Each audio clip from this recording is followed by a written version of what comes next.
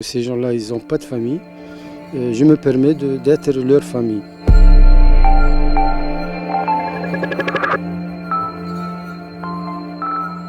Nous sommes à Zarsis, en Tunisie, à 60 km de la Libye. Et sur ces plages, la mer rejette régulièrement les corps de migrants morts noyés en tentant la traversée vers l'Europe. Ces hommes, ces femmes et ces enfants s'échouent ici dans l'indifférence presque générale.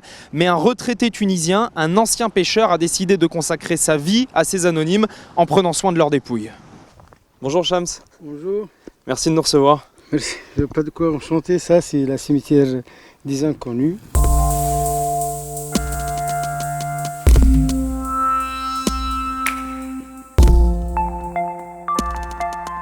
C'est vous qui faites tout ici. Vous enterrez les corps, vous entretenez le cimetière. C'est moi que je fais tout. Avec le garde maritime, on récupère sur la plage les corps.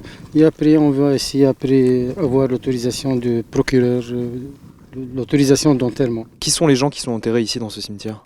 Ce sont tous des subsahariens, non identifiés. Parfois, tu trouves un demi-femme, un demi-homme, sans tête, sans bras, décomposés. Ces gens-là, ce sont tous qui sont passés par la Libye. Et qui ont pris un bateau pour essayer de rejoindre l'Europe. Ce sont les bateaux de mort. Est-ce que vous avez déjà enterré plusieurs personnes en une seule journée? En 2017, au mois de Ramadan, chaque journée, on est arrivé dans une journée 5 cadavres. Tous les jours? Tous les jours, chaque jour de Ramadan, on enterre. Ça fait maintenant 10 ans que Shamseddine offre des sépultures aux migrants ici. Au total, il en a enterré plus de 400 et ils sont tellement nombreux qu'il a dû construire de nouvelles tombes par-dessus de plus anciennes déjà existantes. Il y a ici une femme, il y a un gosse. On a trouvé ça sur la plage ici. Je me dis peut-être l'enfant c'est son enfant. Quel âge il avait l'enfant, vous pensez? Après le rapport médical, 5 ans. Je me demande parfois qui prend la responsabilité de ce crime-là. Ça, c'est la dernière, elle a presque un mois, 20 journées. C'était qui? C'est une femme, sans tête et sans jambe gauche. Cette femme-là, je crois qu'elle a 3 mois dans la mer. Vous vous rappelez de toutes les personnes que vous avez enterrées? Oui, ils sont tous gravés dans ma tête. Toutes les tombes, ce sont des inconnus, sauf une, celle-ci, que vous avez faite en béton. Elle est identifiée par son copain et sa cousine. Le copain, il m'a dit, elle s'appelle Rosemary, de Nigeria. Elle a 28 ans. Elle a laissé un enfant au Nigeria.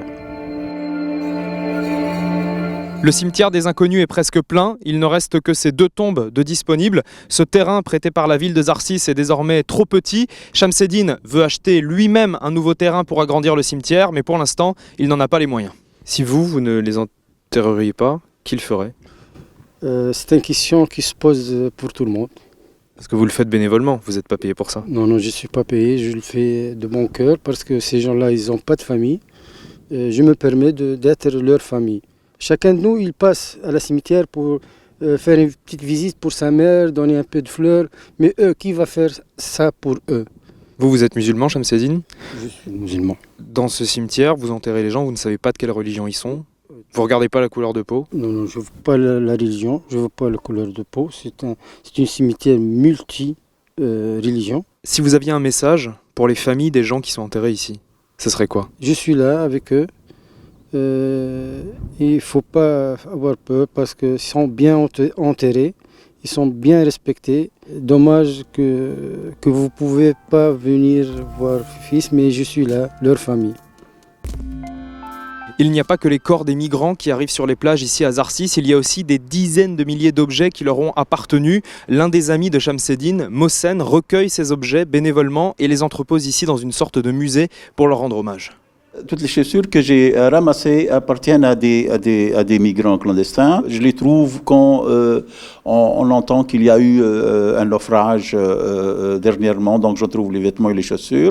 Ça, c'est des chaussures d'enfants que vous avez trouvées sur la plage, c'est ça? Oui, des chaussures d'enfants qui accompagnaient leurs parents. Ce qui me touche aussi, c'est un peu quand je trouve les souliers qui sont un peu rafistolés pour traverser le désert de l'Afrique vers la Libye. C'est pas facile. Donc ces gens-là, ils réparent un peu leurs chaussures dans des conditions très très difficiles. Pour moi, c'est un peu comme une bouteille à la mer avec un message à lire, à suivre. Vous avez trouvé combien de chaussures? Au total, je crois que c'est presque 6000 chaussures. Et j'ai presque une centaine de gilets ou même plus. On voit quelquefois, ils sont un peu noués et tout. Donc, c'était les corps qui sont sortis des gilets, quoi.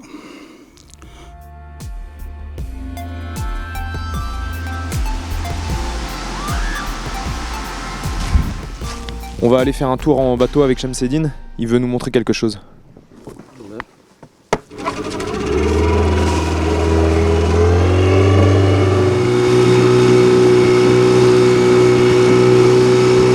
Ça, ce sont des bateaux libyens qui sont faits pour l'immigration clandestine. Tous, ils sont coincés dans cette petite île où il y a l'eau qui ne dépasse pas le 2 mètres. Donc ces bateaux partent de la Libye, ils échouent, ou ils font naufrage en Méditerranée, et les courants ramènent ici les bateaux et les corps. Oui, ils ramènent les bateaux et les corps. Combien de migrants les passeurs mettent sur ce genre de bateau? Ce genre de bateau, 400. 400 personnes? Oui. 400 personnes. Tous accroupis, ils sont un après l'autre, des lignes accroupies comme ça. Et là-dedans, dedans le bateau, ils mettent aussi des immigrants. Il y a parfois des gens qui meurent étouffés dans l'intérieur avec l'odeur de gasoil, le fumet de choquement et le manque d'oxygène. Des bateaux comme celui-ci utilisés par les passeurs, il y en a des dizaines ici, près de 40 juste dans la zone où on est. Et on ne sait pas ce que sont devenus les migrants qui étaient dessus. Est-ce qu'ils ont été sauvés par des gardes-côtes ou des associations, ou est-ce qu'ils se sont noyés? Impossible de savoir. C'est quoi votre sentiment? C'est de la colère contre l'Europe? Contre qui? C'est un grand colère contre l'Europe. C'est un grand colère. Au lieu de protéger les frontières, protéger ces gens-là, ces malheureux-là.